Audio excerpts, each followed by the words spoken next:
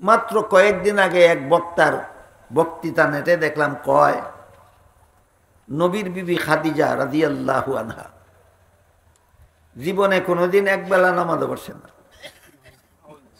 জীবনে কোনোদিন একটা রোজাও রাখছেন না, জীবনে কোনোদিন ফর্দাও করছেন না। নবীর বিবি জীবনে একটা নামাজও পড়ছেন না, একটা রোজাও রাখছেন না, কোনোদিন ফর্দাও করছেন না।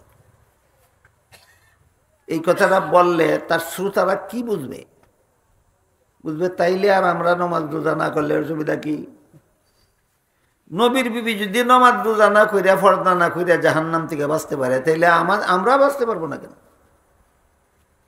জাহান্নাম থেকে বাঁচার পথ দেখাইলো না জাহান্নামে যাওয়ার পথ দেখাইলো? কেন? একটা আজগুবি কথা। যে এমন আজগুবি কথা শুনলে মানুষে তার বক্ত হইয়া দেবো, তাইলে তো আমরা একটা পথ পাইলাম আজকের থেকে, জাহান্নাম থেকে বাঁচতে নামাজ রোজা লাগে না। এই ধরনের বক্তারও সমাজে অভাব নাই। পরে আরেক বক্তায়, তার দলের আরেক বক্তায়, তার সমর্থক আরেক বক্তায় এটারে গসা মাজা করছে। হি বক্তার বক্তৃতারে গসা মাজা করছে। কয় খাদিজার ইন্তেকালের আগে 5 বেলার নামাজ ফরজ হইছে না। তুই ইরান না কইবে ফরসে না কইলে কেন লাগি? এই বুথের বুথ, তোরে কোন বুথে দোষী? তুই কইতে পারলে না যে খাদিজার ইন্তেকালের আগে 5 বেলার নামাজ ফরজ হইছিল না? তুই কইতে পারলে না খাদিজার ইন্তেকালের আগে রমজান মাসের রোজা ফরজ হইছিল না? তুই কইতে পারলে না খাদিজার ইন্তেকালের আগে ফর্দা ফরজ হইছিল না? এটা না কই আজগুবি কথা কইলে কেন লাগি? এই দান্দালিটা ওই সমাজে ওয়াজের নামে চলছে।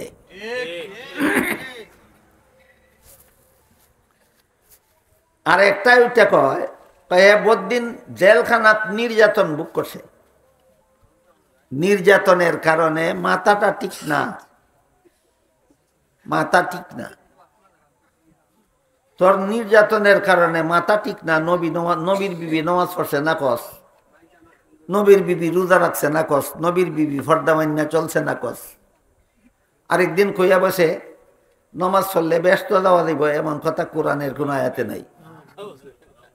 আমি অনেকগুলি আয়াত বাইর করে দেখাই দিছি। গাদার গাদা কোরআন নমাজ পড়লে জান্নাতে যাবো এমন কথা কোরআন নেই। তুই কোরআন পড়ছস কোন সময়? তুই তো কলেজে পড়ছস। তুই কোরআনের আদা ব্যাপারি হইয়া যাদের খবর খোঁজকার লেগে। এই সমস্ত দান্দালি ওয়াজের নামে করা হয়, আর একটাই করে আর একটাই ইয়া গসা মাজা করে, আর একটাই নেটো ইয়া গসা মাজা করছে। অনেকদিন জেল নির্যাতন বুক করার কারণে তার মাথাটা ঠিক না। বলা কথা, তোর মাথা ঠিক না থাকার কারণে কস নবীর বিবি নামাজ পড়ছে না। তোর মাথা ঠিক না থাকার কারণে কস নবীর বিবি রোজা রাখছে না। তোর মাথা ঠিক না থাকার কারণে কস নবীর বিবি পর্দা করছে না। তোর মাথা ঠিক না থাকার কারণে কস নামাজ পড়লে জান্নাত যাওয়া দিব, এমন কোনো আয়াত কোরআনে নাই। তোর মাথা যদি ঠিক না থাকে, মাইকের সামনে গিয়ে বসকে কোন কারণে? মাইকের সামনে বস কোন কারণে? এই বালেদি মাথা ঠিক থাকে। তুই ওয়াজের নামে মানুষ সামনে লইয়া মাইকো বস, তোর মাথা এই সময় ঠিক হইল কেমনে? এটা কয় যাতে মাতাল তালে ঠিক, যাতে মাতাল তালে ঠিক। এক বেটা বলে বাজারও গেছে, কলার সরি ব্যস্ত, ফাইকারি 20 টাকা আলি বিচালিছে সপ্তাহে কেন? যে কিনছে কয় কত আলি হইল গন্যা দেও, নাহলে হিসাব করে টেহা কেমনে দিব? গন্যা গন্যা দেয়। 7টা কইরা আলি গনে, ফাঁকে ফাঁকে 3টা কইরা গন্যা দেয়। যখন ধরছে কাস্টমারে, এখন তো 3টারে আলিগঞ্জ কয় মাথাটা ঠিক না। আবার 3টা করে আলিগঞ্জে, আবার কয় মাথাটা ঠিক না। আবার 3টা করে আলিগঞ্জে যখন কইছে মাথাটা ঠিক না, তখন খরিদ্দারে কয় এই বেটা মাথা ঠিক না তাহার কারণে যদি 3টা করে আলি গনতে পারস একটু পরে পরে, তো মাঝে মাঝে 5টা করেও আলি গনতে পারস। কয় অত খারাপ হয়েছে না। কত খারাপ হয়েছে? যৎকান খারাপ হইলে 3টা গন্ত পারে, অতকান খারাপ হয়েছে।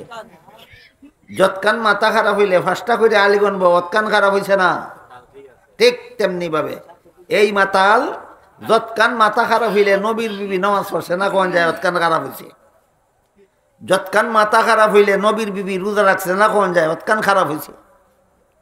যৎকান মাথা খারাপ হইলে নবীর বিবি ফর্দা মানছে না কোন যায় অতকান খারাপ হয়েছে। যৎকান মাথা খারাপ হইলে কোরআন ও নমাজ পড়লে ব্যস্ত যাইব এমন কথা নাই কোন যায় অতকান খারাপ হয়েছে। যৎকান মাথা খারাপ হইলে ওয়াজ বন যায় না অতকান খারাপ হয়েছে না। ওই কলা বেসুরার মতো এইটা হইল যাতে মাতাল তালে ঠিক।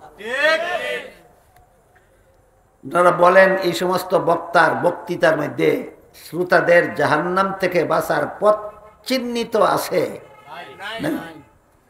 ওয়াজ মাহফিল কেন?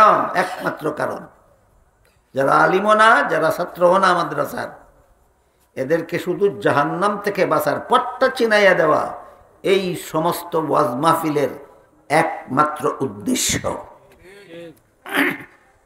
কোনোদিন ভুলে যাবেন। ওয়াজ জীবনে অনেক শুনেছেন, অনেক শুনবেন, কিন্তু ওয়াজের উদ্দেশ্যটা স্মরণ রাখেন। কি উদ্দেশ্যে?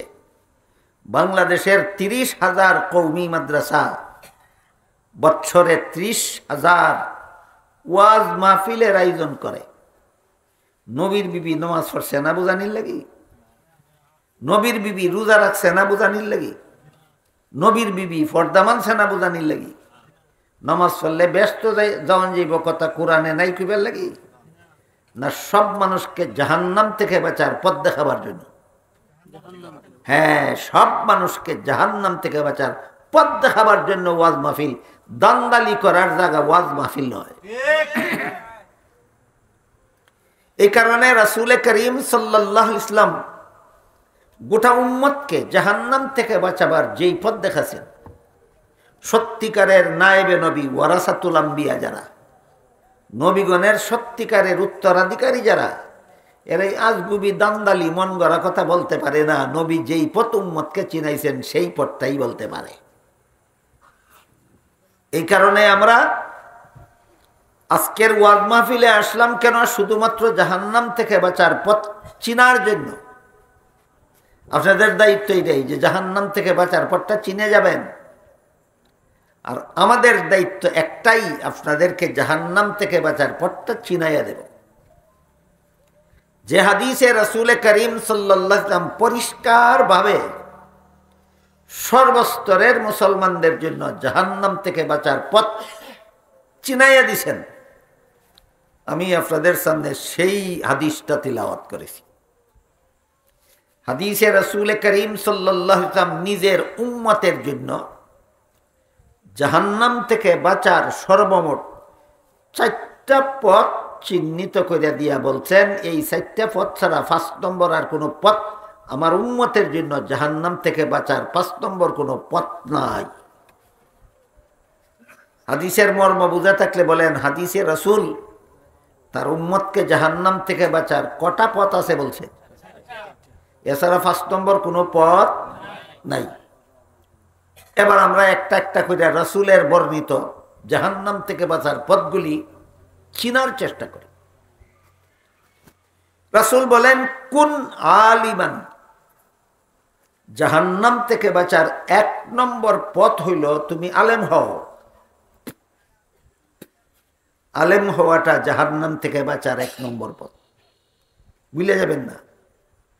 আলেম হওয়াটা জাহান্নাম থেকে বাঁচার 1 নম্বর পথ।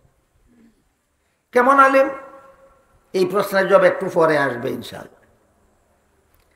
1 নম্বরে আমরা মনে রাখি, আল্লাহ রাসূল শুধু আলেম হও বলছেন। আলেম হও, এটা তোমার জন্য জাহান্নাম থেকে বাঁচার 1 নম্বর পথ। বলেন তো এই পথের ফতিক হওয়া যায় কোথায় লেখাপড়া করলে? একমাত্র মাদ্রাসায়। বর্তমান দুনিয়াতে একমাত্র মাদ্রাসায় পড়া ছাড়া আলিম হওয়ার আর কোনো প্রতিষ্ঠান দুনিয়াতে নাই। বর্তমান দুনিয়াতে মাদ্রাসায় পড়া ছাড়া আলিম হওয়ার আর কোনো প্রতিষ্ঠান নেই। আর যারা আলেম হতে পারেন না তাদেরকে রাসূল করিম সাল্লাল্লাহু আলাইহি ওয়াসাল্লাম বলেন, আও মুতাআল্লিমান, আলিমের ছাত্র হও। কাজেই মাদ্রাসায় যারা লেখাপড়া করে এরা কার ছাত্র? আলিমের ছাত্র। এরা রসুলের হাদিস মতো জাহান্নাম থেকে বাঁচার 2 নম্বর পথে আছে। যারা মাদ্রাসায় লেখাপড়া করেছেন তারা আছেন জাহান্নাম থেকে বাঁচার 1 নম্বর পথে। যারা মাদ্রাসায় লেখাপড়া করতেছে তারা আছে জাহান্নাম থেকে বাঁচার 2 নম্বর। কিন্তু যারা আলেমও না, মাদ্রাসার ছাত্রও না, এই যে আগে বললাম, সারা জীবন গৃহস্থী করে, সারা জীবন চাকরি করে, সারা জীবন ব্যবসা করে, স্কুল কলেজে লেখাপড়া করে, আলেমও না, আলেমের ছাত্রও না, এদের জন্য রসুল বলেন তোমাদের সকলের জন্য জাহান্নাম থেকে বাঁচার 3 নম্বর পথ আছে। আলেমরা আছে 1 নম্বর পথে, মাদ্রাসার ছাত্ররা আছে জাহান্নাম থেকে বাঁচার 2 নম্বর পথে। যারা আলিমও না, মাদ্রাসার ছাত্রও না, রসুল এদের জন্য জাহান্নাম থেকে বাঁচার 3 নম্বর পথ বাতাইছেন। কত নম্বর পথ? 3 নম্বর পথ। সেটা হলো রসুল বলেন আও মুস্তামিআন, তোমরা যারা আলিমও না, আলিমের ছাত্রও না, তোমরা আলেমদের কথা মনোযোগে শুনো, তাদের কথা মতো জীবনযাপন করো। আলেমদের কথা মতো জীবনযাপন করাই সর্বস্তরের মুসলমানদের জাহান্নাম থেকে বাঁচার পথ। এটা কত নম্বর পথ? 3 নম্বর। গৃহস্থী করেন, আলেমদের পরামর্শ নিয়ে করেন, গৃহস্থী আপনাকে জাহান্নামে নিবে না। ব্যবসা করেন, আলেমদের পরামর্শ মতো করেন, আপনার ব্যবসা আপনাকে জাহান্নামে নিতে পারবে না। আপনি আলেমদের কথা মতো চাকুরি করেন, চাকুরি আপনাকে জাহান্নামে নিতে পারবে না। আলেমদের পরামর্শ মতো স্কুল কলেজ ভার্সিটিতে পড়ে, স্কুল কলেজের ভার্সিটির পড়া আপনাকে জাহান্নামে নিতে পারবে না। কিন্তু দুঃখের বিষয়, আমাদের সমাজের, বর্তমান সমাজের প্রতি 1000-999 জন মুসলমান গৃহস্থী আলেমদের পরামর্শ নিয়ে করে না, মন গড়াভাবে করে। ব্যবসা আলেমদের কথা মতো করে না, নিজের ইচ্ছা মতো করে। চাকরি আলেমদের কথা মতো করে না, নিজের ইচ্ছা মতো করে। স্কুল কলেজ ভার্সিটিতে আলেমদের পরামর্শ মতো লেখাপড়া করে না, নিজের ইচ্ছা মতো লেখাপড়া করে। এমন লেখাপড়া তোমাকে জাহান্নামে না নিয়ে ছাড়বে না। মন গড়া মতো গৃহস্থী করলে গৃহস্থী জাহান্নামে পৌঁছাইয়া দিবে, মন গড়া মতো ব্যবসা করলে ব্যবসা জাহান্নামে পৌঁছাইয়া দিবে, মন গড়া মতো চাকরি করলে চাকরি জাহান্নামে পৌঁছাইয়া দিবে, মন গড়া মতো স্কুল কলেজে লেখাপড়া করলে স্কুল কলেজের লেখাপড়া জাহান্নামে পৌঁছাইয়া দিবে। এই জন্য রসুল বলেন আও মুস্তামিআন, তুমি যদি আলেমও না হও, আলেমের ছাত্রও না হও, তাহলে আলেমের কথা মতো জীবন যাপন করো। এখানে প্রশ্ন জাগে যে কোন কোন কাজ আমার আলেমের কথা মতো করতে হবে। এই প্রশ্নের জবাবটাও আমরা পরিষ্কারভাবে জেনে নেই। মানুষের জীবনের কাজ, সকল কাজ প্রথমত 2 প্রকার। এক প্রকার হইল সংসারের কাজ, আর এক প্রকার হইল ধর্মের কাজ। সংসারের কাজগুলি, ধর্মের কাজগুলি আলেমগণের কথা মতো করতে হবে শুদ্ধ হওয়ার জন্য। উযু কেমনে করলে শুদ্ধ হয়, কেমনে করলে ভুল হয় আমি জানি না, আলেমে জানেন। এই জন্য সহি শুদ্ধ উযু আমার করতে হবে কার কথা মতো? কিভাবে নামাজ পড়লে শুদ্ধ হয়, কিভাবে নামাজ পড়লে ভুল হয়, এটা আলেমের জানা, আমার জানা নাই। কাজে আমার সহি শুদ্ধ নামাজ পড়তে হবে কার কথা মতো? আলেমের কথা মতো। কিভাবে কোরআন তেলাওয়াত করলে শুদ্ধ হয় আর কিভাবে করলে ভুল হয় আমার জানা নাই, আলেমের জানা আছে। কাজে আমি সহি শুদ্ধ কোরআন তেলাওয়াত করতে হবে কার কথা মতো? আলেমদের কথা মতো। এইভাবে ধর্মের যত কাজ আছে, সোয়াবের যত কাজ আছে, যত কাজকে ইবাদত বন্দেগী বলা হয়, সবগুলি আমাদের আলেমদের কথা মতে করতে হবে সহি হওয়ার জন্য, শুদ্ধ হওয়ার জন্য। ধর্মের সকল কাজ আমাদের আলেমদের কথা মতে করতে হবে কিসের জন্য? শুদ্ধ হওয়ার। দ্বিতীয় প্রকার কাজ হইল সংসারের কাজ, যেমন খাওয়া দাওয়া করা সংসারের কাজ, পেশাব পায়খানা করা সংসারের কাজ, রাতের ঘুম সংসারের কাজ। এই কাজগুলি আলেমদের কথা মতো করতে হবে কেন? আমার খাওয়া আমি খাইব, আলেমদের কথা মতো খাইব কেন? আমার ঘুম আমি ঘুমাইব, আলেমদের কথা মতো ঘুমাইব কেন? এই কথা আজকাল অনেকেই বুঝে না।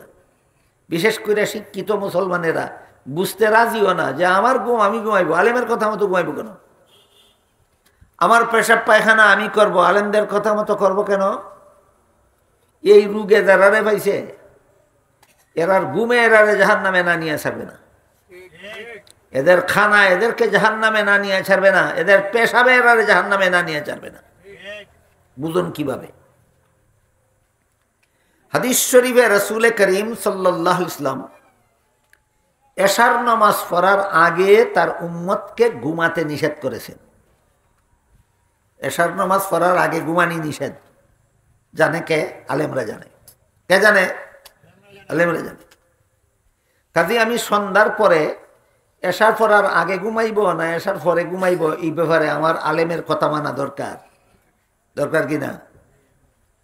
যদি দরকার বুঝেন না তাইলে বলেন, আমাদের বর্তমান সমাজে এমন কোনো মুসলমান আসেনি যে প্রত্যেক দিন ওই এশার নামাজ না পড়ে ঘুমাইয়ে থাকে? নাই? শতকরা ৮০ জন, শতকরা ৮০ জন প্রত্যেক দিন ওই এশার নামাজ না পড়ে ঘুমিয়ে থাকে। যার এক রাতের ঘুম তাকে এশার নামাজ পড়তে দিল, যার এক রাতের ঘুম তাকে ফজরের নামাজ পড়তে দিল না, তার এক রাতের ঘুমই তাকে জাহান্নামে না নিয়ে ছাড়বে না। জাহান্নামে নেওয়ার জন্য কত বছরের ঘুম দরকার? এক রাতের ঘুম যথেষ্ট। জাহান্নামী ঘুম ঘুমাইবার জন্য এক রাতের ঘুম যথেষ্ট। এশার যে রাতের ঘুমে আমার এক এশার নামাজ পড়তে দেয় না, এক রাতের ঘুমই আমাকে জাহান্নামে পৌঁছাইবার জন্য যথেষ্ট। ঘুম তো সংসারের কাজ হইয়াছিল, কিন্তু মন গড়া মতে ঘুমাইলে এক রাতের ঘুমেই জাহান্নামে নিয়ে ছাড়বে। আলিমদের কথা মতো ঘুমাইলে সারা জীবনের ঘুমেও আমাকে জাহান্নামে নিতে পারবে না। তাইলে বুঝে থাকলে বলেন তো, আলেমের কথা মতো ঘুমাবো কেন? ঘুমটা আমার হালাল হওয়ার জন্য। কি হওয়ার জন্য? হালাল হওয়ার জন্য। আলিমের কথা মতো নামাজ পড়বো কেন? নামাজটা শুদ্ধ হওয়ার জন্য। আলিমের কথা মতো উযু করব, উযুটা শুদ্ধ হওয়ার জন্য। আলিমের কথা মতো হজ করব, হজটা আমার শুদ্ধ হওয়ার জন্য। কিন্তু আলিমের কথা মতো খানা খাইব, খানা হালাল হওয়ার জন্য। আলেমের কথা মতো পেশাব পায়খানা করব, পেশাব পায়খানা করাটা হালাল হওয়ার জন্য। আলিমের কথা মতো রাত্রে ঘুমাবো, ঘুম আমার হালাল হওয়ার জন্য। কাজেই ধর্মের কাজগুলি আলেমদের কথা মতে করতে হবে সহি শুদ্ধ হওয়ার জন্য, আর সংসারের কাজগুলি আলেমদের কথা মতো করতে হবে হালাল হওয়ার জন্য। এই দুইটা কথা দেখেন সারা জীবন মনে রাখতে পারবেন কিনা। আমি আবার বলি, ধর্মের যাবতীয় কাজ আলেমদের কথা মতে করতে হবে সহি শুদ্ধ হওয়ার জন্য, আর সংসারের সকল কাজ আলিমদের কথা মতে করতে হবে হালাল হওয়ার। ব্যবসা সংসারের কাজ, কোনো উপায়ে আছে ব্যবসা করলে হারাম হয়, কোনো উপায়ে আছে ব্যবসা করলে হালাল হয়। আমার ব্যবসা আমি করব, আলেমদের কথা মতো করব কেন? বলেন। আমার চাকরি আমি করব, আলিমের কথা মতো করব কেন? হালাল হওয়ার জন্য। আমার স্কুল কলেজের লেখাপড়া আমি করব, আলিমের কথা মতো পড়ব কেন? হালাল হওয়ার। স্কুলের লেখাপড়ার মধ্যে কেমনে হালাল হয় আর কেমনে হারাম হয় আমার বুঝানির মতো সময় আমার হাতে নাই, শাস্তিও মানায় না। এখনো যদি বাড়িতে যাই না, ঘুমাই না, তাহলে আগামীকাল চলতে পারবো না। স্কুলে আলেমের কথা মতো স্কুলে পড়লে স্কুলের পড়া হালাল হবে, আলেমের কথা মতো কলেজে পড়লে কলেজের পড়া হবে হালাল, আলেমের কথা মতো ভার্সিটিতে পড়লে ভার্সিটির পড়া হবে হালাল।